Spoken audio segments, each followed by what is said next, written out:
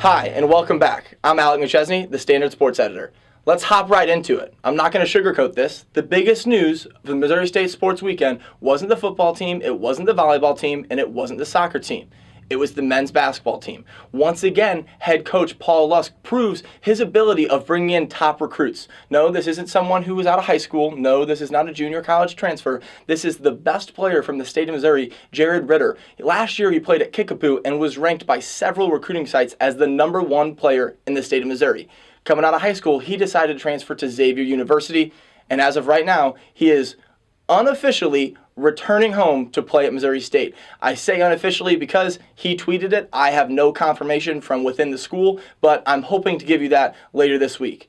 Let's talk about what this means for the Bears. Well, I'm going to be quite frank with you. This gives Paul Lusk a ton of wiggle room this year. Yes, he still has to win. Yes, the Bears should win the Missouri Valley Conference this season without Wichita State being in the league, and I expect that to happen barring injury.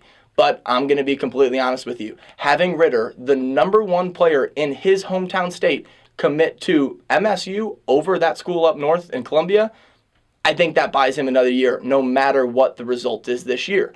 With that being said, I think that the momentum that is coming right now with Missouri State is enough, even though Ritter won't be able to play until the following season, that the Bears will go through it this season and win the Missouri Valley Conference.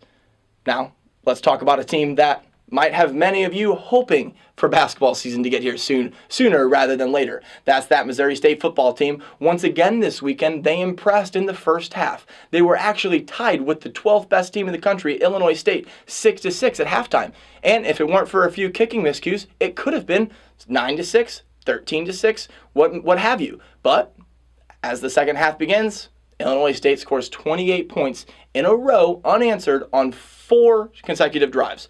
On those same 4 drives, the Bears offense goes for 3 and out, 3 and out, 3 and out, 3 and out. 0 first downs, 0 yards in the third quarter. That can't happen. After the game, Jared Beshore, Malik Earl talked to the press in the press conference, and they basically said they believe they're good enough to play with these teams. Beshore even said, and you're going to see this in the paper tomorrow or today, he said flat out, we think we can be in every game. And I'm going to be honest with you, they were. But it's put up or shut up time now for the Bears. They could be in every game. They have been in some games. The Mizzou game at halftime, they were in it. The North Dakota game at the end of the first quarter, they were in it. And this game against Illinois State, they were tied at halftime. But still 1-3 on the season. That's not good enough.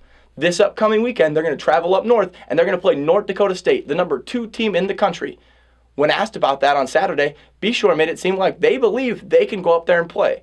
I'm going to challenge the Bears to go up there and play 4 quarters. A win might not happen, but a moral victory will. And I know there are a ton of people in the Missouri State community that say it's no more for moral victories. But I say absolutely. If they go up there and they play for 4 quarters and compete and handle themselves well, then that's a win. You got a couple games after the bye, which is perfect for head coach Dave Steckel. He can sit, he can relax, he can get some game film, and then prepare for the long stretch of that season.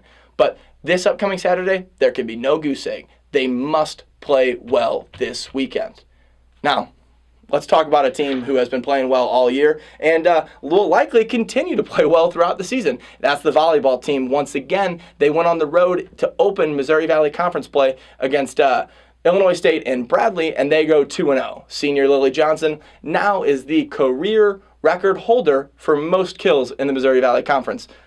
As expected, Johnson didn't take the credit for herself. She took to Facebook, she took Twitter to say thank you to her teammates, to the fans, to the coaches, to pretty much anyone involved in the community, because that's just who Johnson is. But to be frank, I expect her to continue to add to that list and eventually set the mark so high that it might not ever be broken.